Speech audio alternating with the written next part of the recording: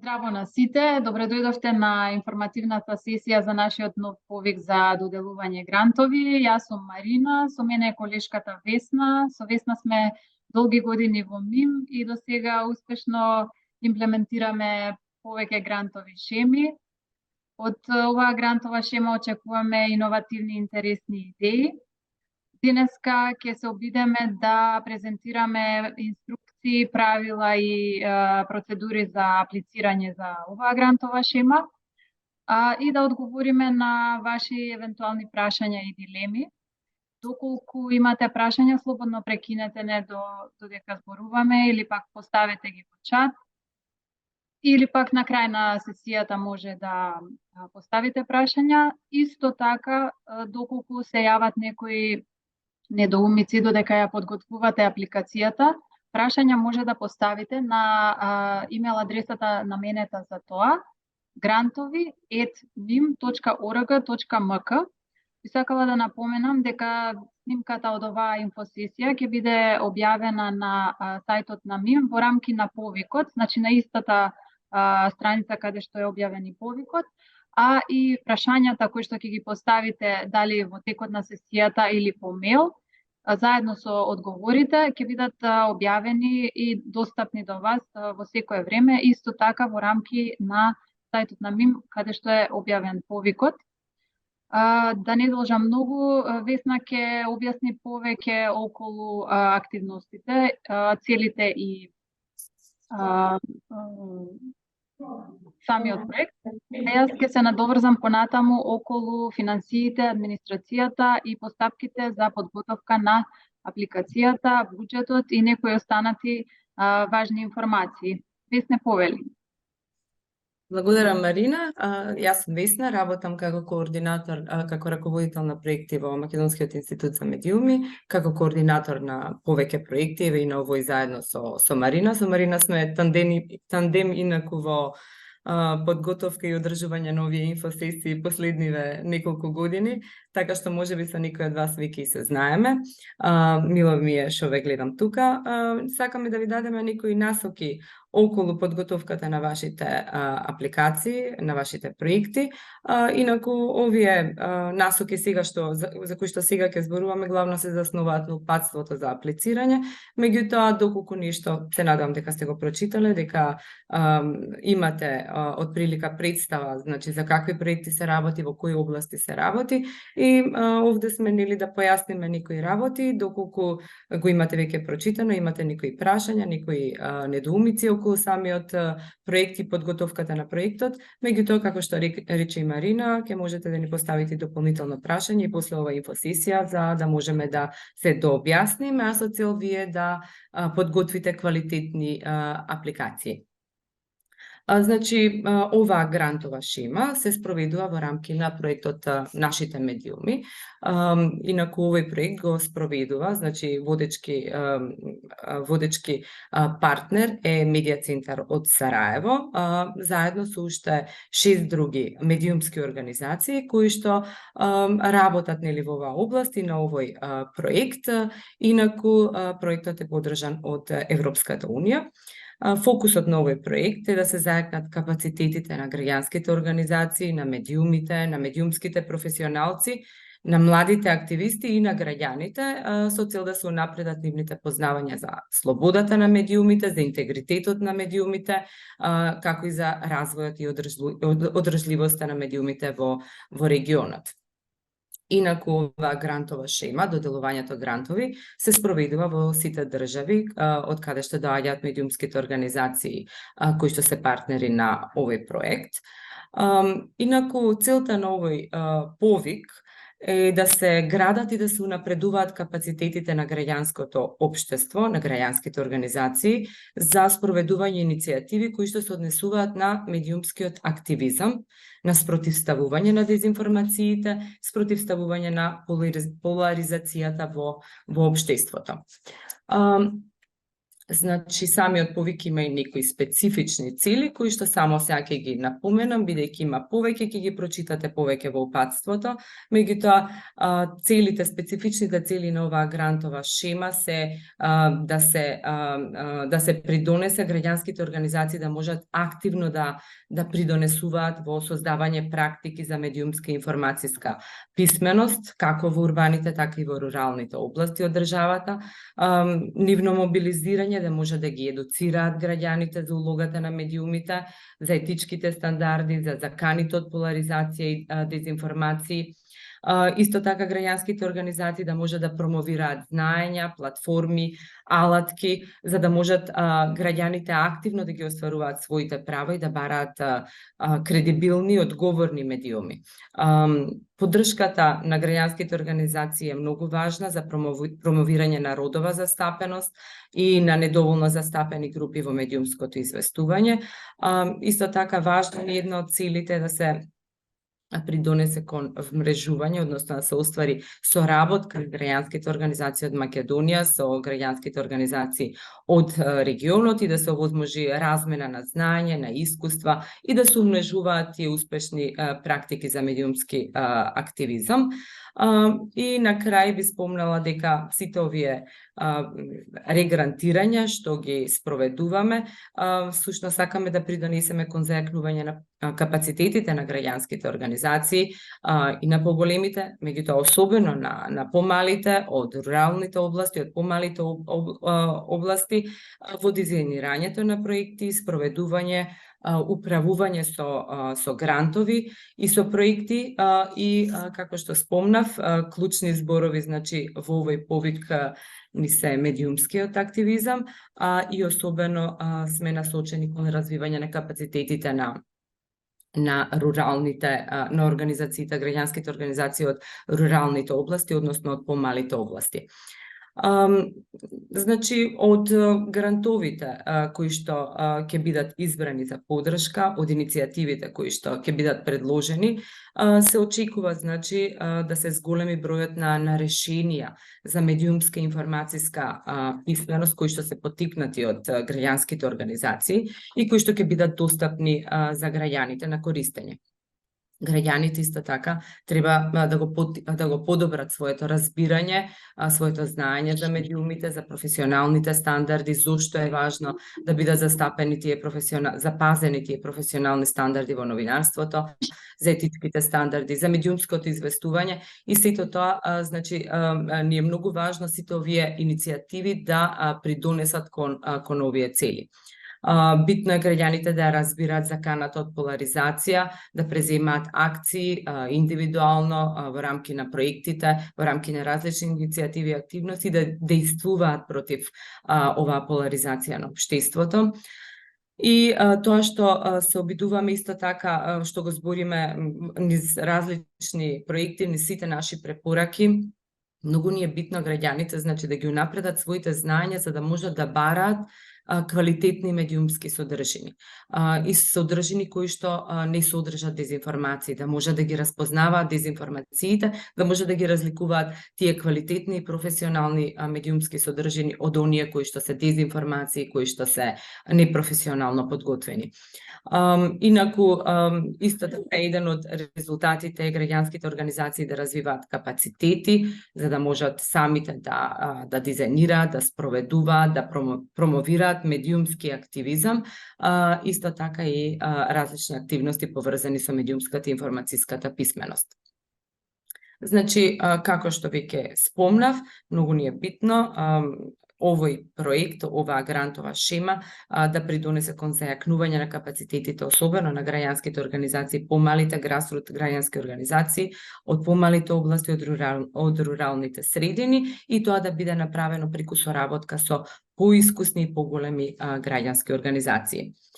Значи, во однос на тоа кој се може да аплицира на овој повик, тој е отворен за граѓанските организации во државата, значи може да се аплицира поединечно, значи граѓанската организација може да аплицира поединечно, меѓутоа особено се охрабрува и се дава предност на партнерствата. Целта е, како што веќе спомнав и како што видовте на претходниот слайд, значи да се овозможи да се поттикне таа соработка помеѓу поголеми и поуспешни, поразвиени, да кажеме, граѓански организации од поголемите центри во држава со помали локални грасрут организации кои што функционираат на локално ниво во помали заедници во руралните области. Значи, како апликанти може да се јават граѓански организации, тие треба да бидат правни лица или основани според Законот за здруженија и фондации, и тие граѓански организации треба да делуваат во областа на медиумите, слободата на изразување или дигиталните технологии, образованието, човекови права, родова еднаквост, значи се што може да се најде во овие области. Инаку може да се пријават на повикот граѓански организации кои што работат најмалку 1 година. За коапликантите, како што спомнавме, нели, овој повик особено ги охрабрува партнерствата да аплицираат на повикот. Значи, коапликантите може да има еден или неколку коапликанти, тоа треба самите практично самите да го договорите, да го согласно вашите знаења, вашите потреби, сами ќе определите каков ќе биде бројот на коапликантите, и за коапликантите исто така важат истите правила како и за апликантите. Значи треба да бидат граѓански организации основани во Македонија, да работат во Македонија согласно Законот за здруженија и фондации.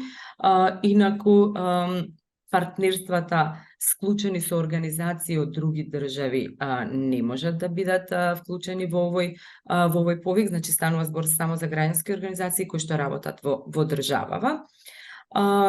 Поединечна граѓанска организација, доколку се јавува како главен апликант, не може да се јави во 2 апликации како главен апликант. Меѓутоа може да се јави во друга апликација како коапликант. Значи еднаш може да биде главен апликант и само еднаш, меѓутоа во други апликации може да се јави како коапликант. Имавме веќе неколку прашања од граѓански организации и од медиуми, дали можат медиумите да бидат коапликанти. Значи тоа не е предвидено во рамките на овој повик. Медиумите не може да се јават како коапликанти формално. Меѓутоа, се охрабрува и се поттикнува соработката на вашите проекти, на граѓанските организации со медиумите во рамки на овој проект. Значи, постои само еден случај кога медиумите може да бидат коапликанти. Тоа е доколку се регистрирани како здруженија на граѓани, бидејќи има и такви случаи. Инаку, проектните партнери можат да остварат соработка со медиуми, за да може да ги пласираат, да ги дистрибуираат своите содржини, своите продукти кои што ќе бидат изработени во текот на проектот. Значи, може да се плаќа или на медиумот директно, тоа ќе биде еден вид на сервис, односно услуга која што вие практично ја купувате од самиот медиум, меѓутоа може да ангажирате индивидуалци, новинари, сниматели или пак други медиумски професионалци кои што ќе ви бидат потребни за реализација на активностите. Некои од активностите кои што се прифатливи во рамки на овој повик, ќе спомнеме тука, ќе напоменеме тука, значи тоа може да бидат прво едукативни активности, работилници, обуки, кампови, хакатони. Значи целта е да се поттикнуваат граѓански акции од областа на медиумската и информацијската писменост, професионалните стандарди, социјални медиуми, спротивставување и исправување со говорот на омраза, дезинформација, пропаганда, поларизацијата во општеството. Тоа се некои од темите, значи, кои што може да ги обработуваат овие едукативни активности. Понатаму, како прифатлива активност се активности, различни активности за комуникација со публиката, како што се подготвување и ширење на медиумски содржини, дистрибуција на медиумски содржини, подкасти, кампањи, известување за родовата еднаквост, за малцинските медиуми, што се однесува до темите. Тоа може да биде улогата на професионалните и независните медиуми, професионалните стандарди за медиумско известување, важноста на етичкото медиумско известување, регулаторни, саморегулаторни механизми, како граѓаните да ги користат овие регулаторни и саморегулаторни механизми. Понатаму, исто така прифатлива активност е развој на достапни ресурси за медиумска информацијска писменост, како што се публикации, упатства, речници, различни дидактички алатки кои што ќе бидат произведени во текот на проектот. Треба да бидат направени, значи, по пример на напредни практики во регионот, во Европската Унија. Значи, треба да има некаков момент на оригиналност на овие ресурси кои што ќе ги нудите. Може да организирате и јавни настани, дебати, панел дискусии, потоа собири помеѓу граѓани и новинари за размена на мислења, дискусии меѓу релевантни чинители за актуелни случувања.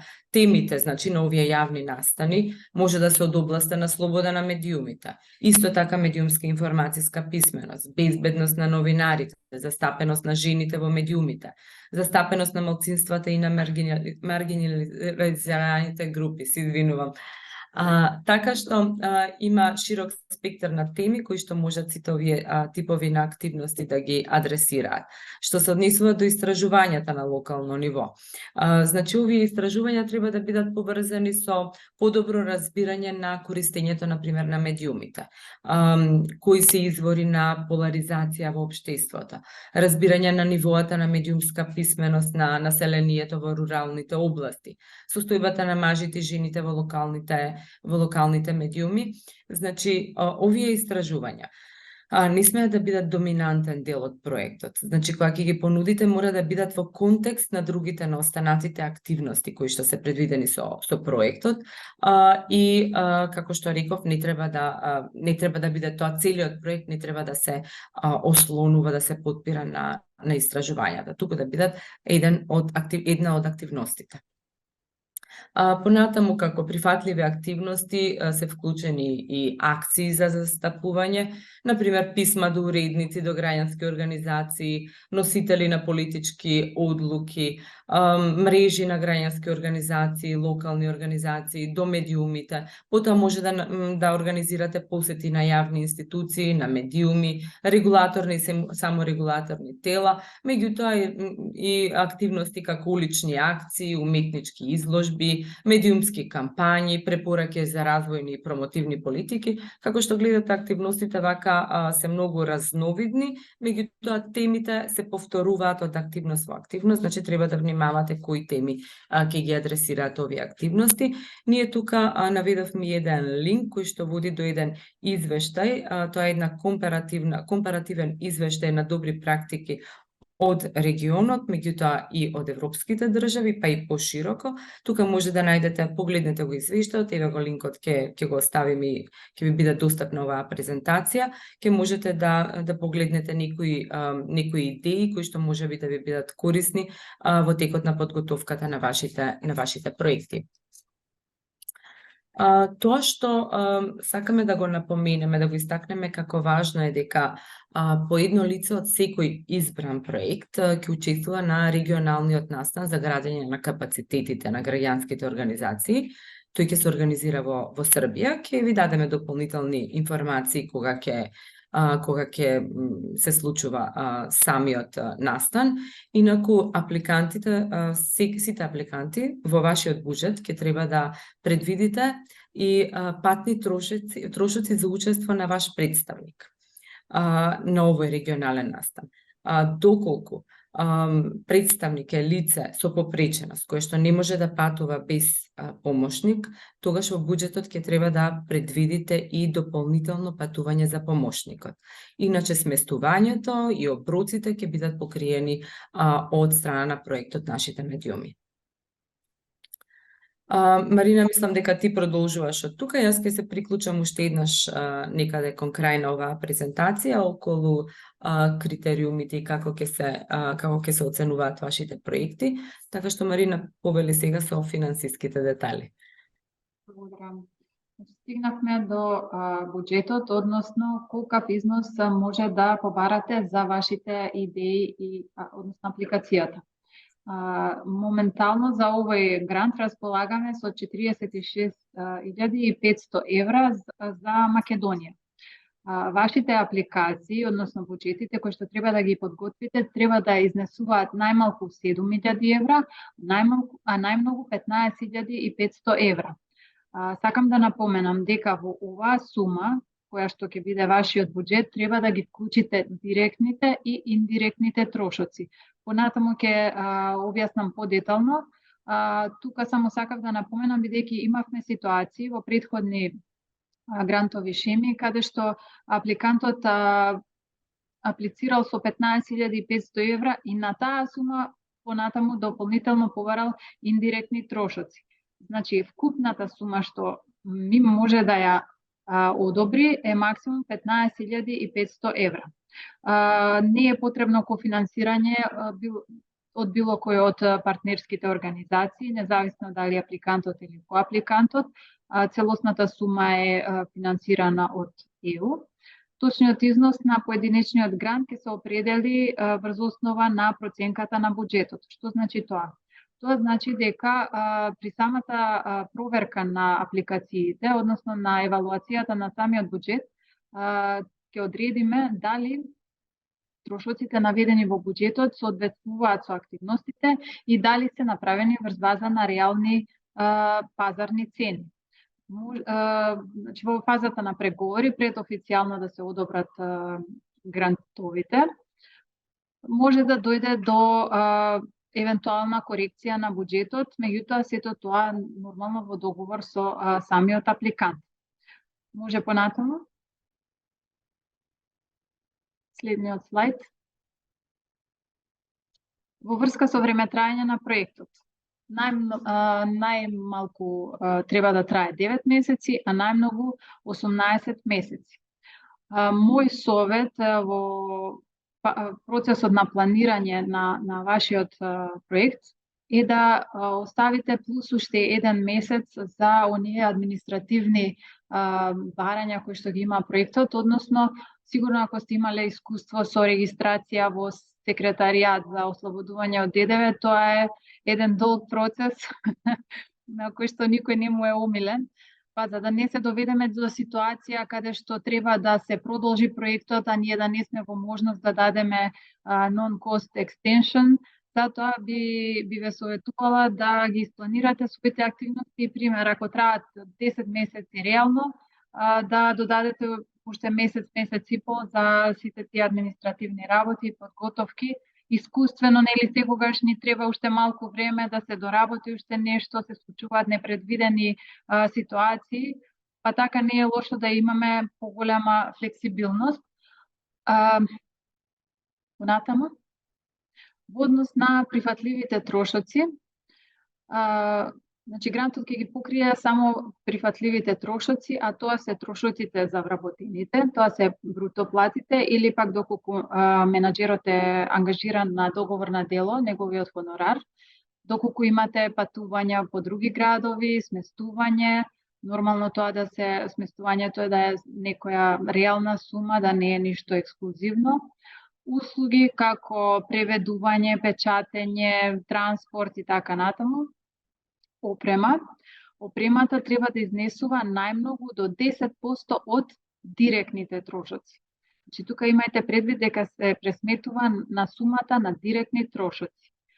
Други трошоци кои што не се опфатени во горе наведените категории, тоа се трошоци кои што се поврзани конкретно за вашите активности, а кои што ние сега не можеме да ги знаеме нели однапред.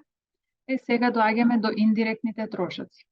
Индиректните трошоци се оние трошоци кои што се однесуваат претежно на режиски трошоци кои ги има секоја организација и без кои не може да функционира без нив, како на пример телефон, интернет, струја, вода и така натаму.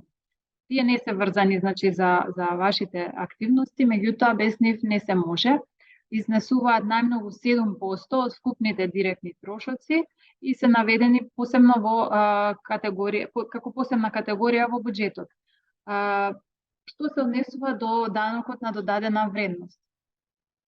Данокот на додадена вредност не е прифатлив трошок и апликантите кои што ќе бидат избрани за регрантирање ќе добијат понатаму подетални инструкции и документи како да се регистрираат во секретаријат за европски прашања. Тоа значи дека ќе се ослободат од плаќање на ДДВ, а има и други помалку популарни опции, односно доколку претежно целиот буџет ви е со хонорарци и трошоци кои што ќе ги исплаќате на лица, не постојат трошоци кои што ќе се плаќаат врз база на фактура, тогаш воопшто и нема потреба да се ослободувате од ДДВ. Сега зборувам во индивидуални случаи и исклучоци. Или пак, најмалку популарна опција е организацијата да го покрие износот на ДДВ. Тоа е не би го препорачала, меѓутоа се случува да има една фактура со незначителна сума на ДДВ во која што може да ја покрие самата организација.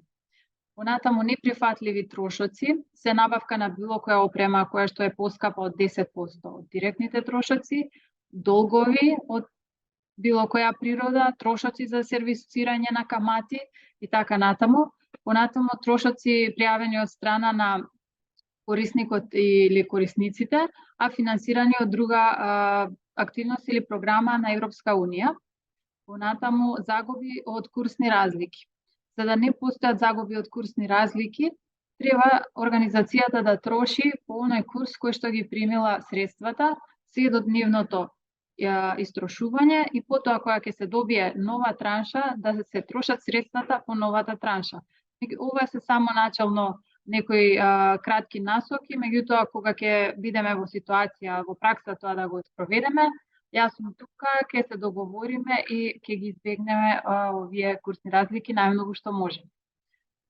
Понатаму околу авансното плаќање. За проектите кои што ќе траат од 9 до 12 месеци, МИМ ќе авансира 60% од грантот, кои ќе бидат на располагање на организацијата, потоа ќе со втората транша ќе бидат исплатени уште 30%. За проектите кои што ќе траат подолго, односно од 13 до 18 месеци, прво ќе исплатиме 30%, па следно повторно 30%, на крај 30% да се дојде до сумата од 90%. Што се случува со останатите 10%? Останатите 10% ги исплаќаме откако ќе биде одобрен финалниот финансиски извештај со цел да провериме дали сите трошоци се прифатливи и дали се подкрепени со документи. 10% се всушност балансот кој што останал, а кој што не сме го исплатиле. Тоа значи дека организацијата која што го имплементира проектот, односно која поднесува извештај, треба да ги авансира овие 10%, да авансира од собствени средства сумата од 10%, да ја прикаже во извештајот и потоа МИМ ќе ги рефундира тие средства доколку нели се прифатливи. Сакам да напоменам дека периодичните плаќања на износите од 30%, нели траншите како ќе се планираат, ќе бидат извршени по поднесување и одобрување на вашите извештаи, значи финансиски и наративни. Понатаму, како да се аплицира? Значи на самиот повик ние ги прикачивме овие основни документи, опис на проектот, буџетот на проектот, изјава од апликантот и доколку имате коапликант, исто така треба да ви даде овластување дека вие сносите одговорност за поднесување на апликација и понатаму за спроведување. Во заграда напоменавме во која форма сакаме да ги добиеме овие документи. Описот на проектот нели во Word, буџетот да биде во Excel, ве замолувам само да не го праќате во PDF, зашто може да постојат евентуални интервенции во самиот буџет. Изјава од кој апликантот треба да е потпишана во PDF, исто така и овластувањето. На самиот повик подолу се прикачени и договорот за регрантирање и наративниот и финансиски извештај како темплети, но тие се од информативна природа, чисто да знаете што понатаму ве очекува како потенцијални добитници на грант и не треба да се праќаат заедно со овие основни 4 документи. Понатаму, документите за аплицирање, до сега сигурно видовте, се прикачени на нашата страница, можат лесно да се превземат. И она што е многу важно да внимавате е пред да ги испратите, да проверите дали вашата апликација е целосна, значи дали сите полиња се пополнети и дали се прикачени сите барани документи. На крајот на апликацијата ставивме и чек листа, односно листа за проверка, каде што има список на документи кои што треба вие да ги доставите до нас. Она што е важно е доколку ја испратите апликацијата без буџет или без опис на проект, нема да се смета како валидна. Овие 4 документи кои што претходно ги спомнав се задолжителни, а се останато може дополнително да се прати, меѓутоа најубаво би било се комплет да добиеме во предвидениот рок. Како се пополнуваат образците за аплицирање? Значи, самите образци содржат во себе инструкции, кои што се доста јасни и концизни.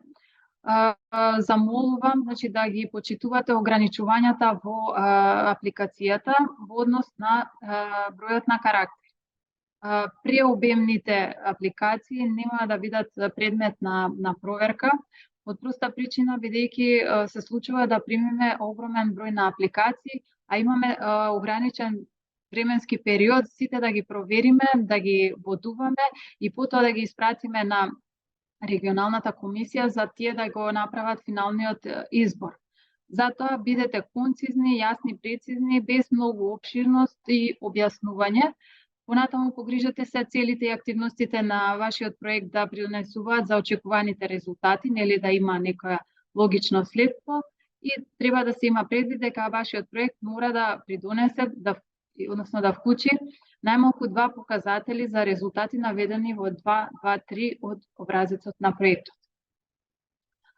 Што се однесува на буџетот, треба да се изработи врз база на реални цени, пазарни цени и соодветно да ги отсликува вашите активности. Во врска со човечките ресурси, онаа прва ставка, тука таа е наменета за бруто платите на вработените во организацијата, значи нето плюс придонеси. А доколку проектниот менаџер или проектниот асистент е вработен на договор на дело, тој треба да се испланира, неговиот надоместок треба да се испланира во ставката 3.1 надомести за хонорари и експерти.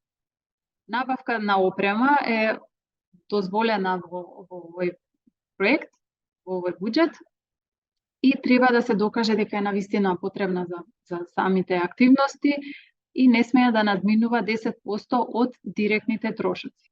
Понатаму опремата нели останува за вашата организација. Индиректните трошоци треба да се пресметат и прикажат како еден збир. Значи не треба да се делат во подкатегории, пример струја, вода, телефон, интернет, не. Тие се пресметуваат по формула. Значи 7% од максимум 7% од вкупните директни трошоци. И нормално не треба да се поклопуваат со директни трошоци. Ако веќе горе имате буџетиран на телефон, не може и повторно и во индиректните трошоци да барате финансирање на трошоците за телефон. Понатаму, не заборавајте, нели, како што спомна Весна, да ги вклучите патните трошоци за еден ваш представник на регионалниот настан во Србија. Ќе бидат покриени сите останати трошоци и само патните трошоци ќе треба да се вклучат во вашиот буџет. Околу датумот, локацијата и други детали ќе се договориме дополнително, затоа што сега ни е важно да ги прецизираме почеток и крај на сите проекти кои што ќе ги имаме од регионот, за да одредиме соодветен датум кога ќе одговара на сите учесници да присуствуваат на настанот. Понатаму, доколку имате нели прашања и одговори, може да ги испратите по мејл најдоцна до 16 февруари, тоа е петок, на мејлот наменет за тоа grantovi@mim.org.mk.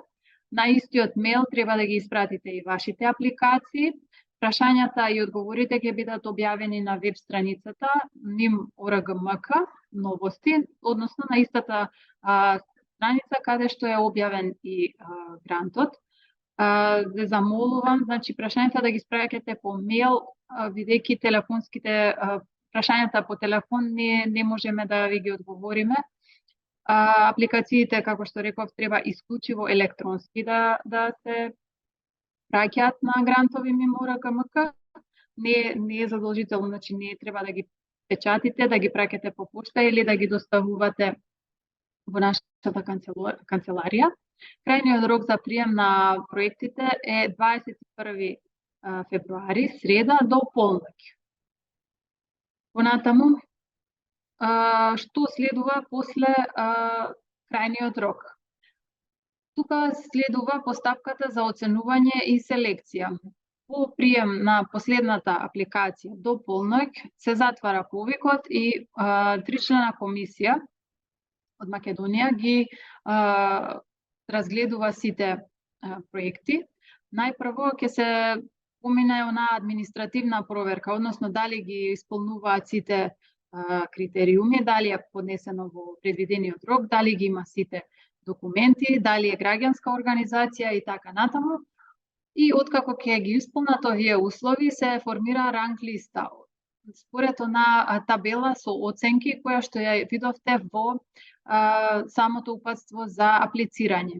Сите апликации кои што ќе имаат најмалку 70 поени ќе одат на понатамошна проверка од самата комисија. Понатаму еве ги критериумите за оценување, тоа е релевантност, капацитет за спроведување и раководење, понатаму квалитетот на планот за работа, буџетот и ефикасноста на трошоците.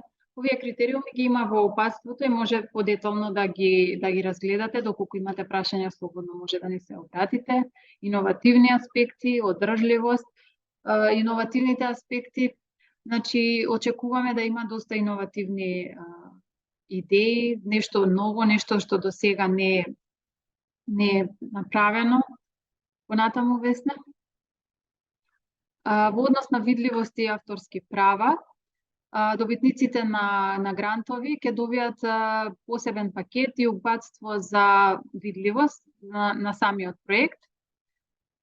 Исто така, тука сакав да напоменам дека секој, односно за сите добитници на грант, ќе организираме 4 обуки на различни теми. Тоа се EU видливост, медиа активизам, медиа литреси и project management. Ќе се договориме дополнително нели околу времето и местото за одржување на овие обуки. Исто така тимот на МИМ ќе оствари 2 on-spot проверки кај добитниците на грантови. Се со цел нели да видиме како се одвива проектот, дали има некои проблеми, каде може да помогнеме и така натаму. Ова е некоја временска рамка како ќе се одвива, значи, целиот овој процес. Повикот е објавен, денеска имаме инфосесијата, се очекува потпишувањето на договор да биде крајот на април, со цел веќе од почетокот на мај да почнете со имплементација на вашите проекти.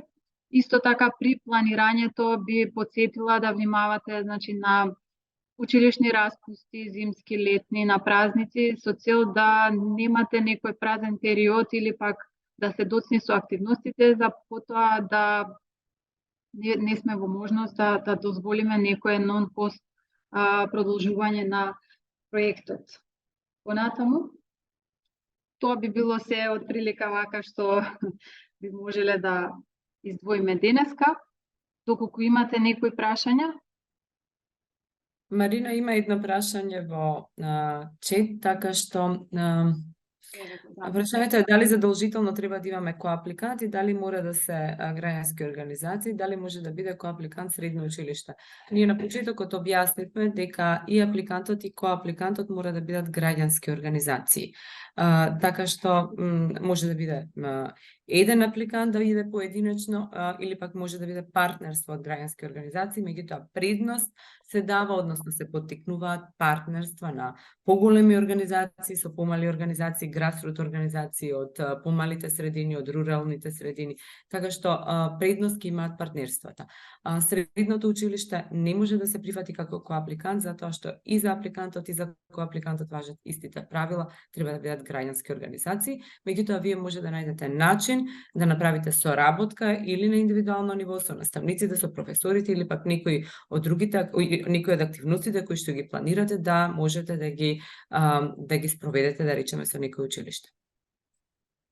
Сакав само да напоменам околу, извинете што ве прекинувам, околу опцијата да една организација аплицира на повеќе со повеќе идеи. Тоа не е забрането во овој грант, во оваа грантова шема. Меѓутоа, шансите да добие една иста организација 2 гранта од една грантова шема се реално многу мали. Не се невозможни, меѓутоа се многу мали од причина што треба да дадеме шанса на повеќе организации и идеална апликација во оваа шема би била grassroot организација од помала средина, од рурална средина, заедно со некоја постара, поискусна организација. Повелете, ве прекинав. Има уште едно прашање.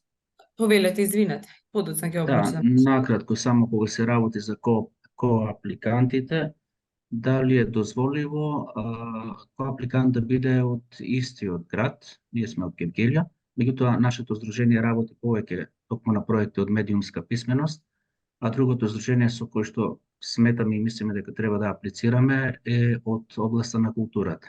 Ни требаат од причина што сакам да изработуваме видеа, едукативни видеа во кои што ќе бидат вклучени актери, а практично тие имаат драмски активности, имаат актери кои што нам би ни биле потребни. Прашувате дали може да биде од истиот град коапликантот или пак дали може од областа на културата да аплицира? И од областа на културата и од истиот град. Значи, од истиот град секако дека може. Мислам, тоа е идејата. Значи, поголема организација од главните градови, од поголемите центри, со помали grassroot организации, од, или од помалите средини, од руралните области. Така што тоа воопшто не е спорно. Во однос на тоа што е организација од културата, доколку има аспекти поврзани со медиумите, со медиумски активизам, значи со медиумска информацијска писменост, доколку имате такви аспекти што може да ги покриете, мислам дека не е проблем. Благодарам.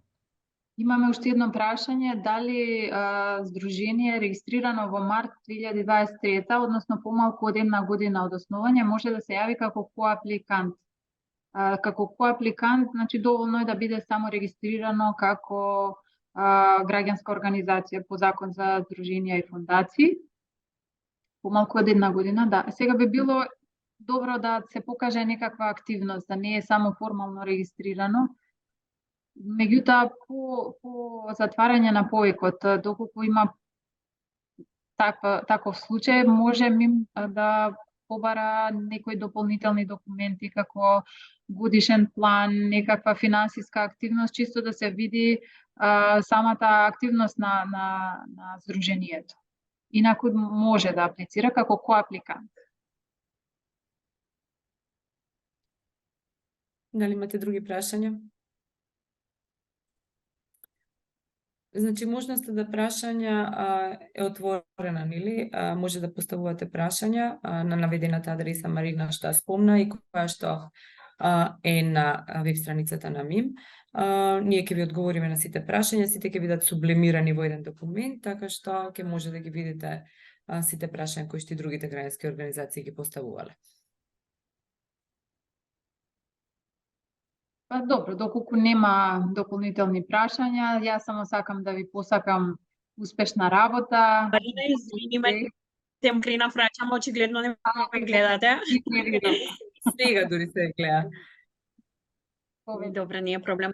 Сакав да прашам во однос едното прашање да веќе ми го одговоривте што го имав, меѓутоа сакав да прашам во однос на прифатливите трошоци за проектниот персонал. Значи, ако зборуваме на не на хонорарна основа, туку на плата, дали го има оној процент од 20-30% од вкупниот буџет, зашто нели обично европските проекти го имаат тој процент што не смее да се надмине, мислам дека нигде во документите не го сретнав тоа. Има такво ограничување, само нели логично да биде процентот на учество на менаџерот да соодветствува на обемот на активности што тој би ги имал, да постои некаква логика и оправданост. Инаку нема ограничување во однос на износот или пак процентот на учество во вкупниот буџет.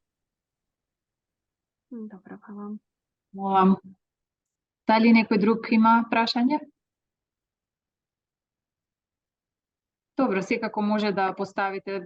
Предпоставувам дека прашањата ќе се јават кога ќе ги подготвувате апликациите. Ние сме достапни по мејл. Ви посакувам добра работа, убави идеи да ни понудите и да оствариме успешна соработка како и во изминатите грантови шеми. Од мене толку. Се гледаме во друга прилика. И од мене благодарност што бевте на инфосесијата. Ви посакувам многу среќа на сите со вашите апликации. Се надевам дека се гледаме.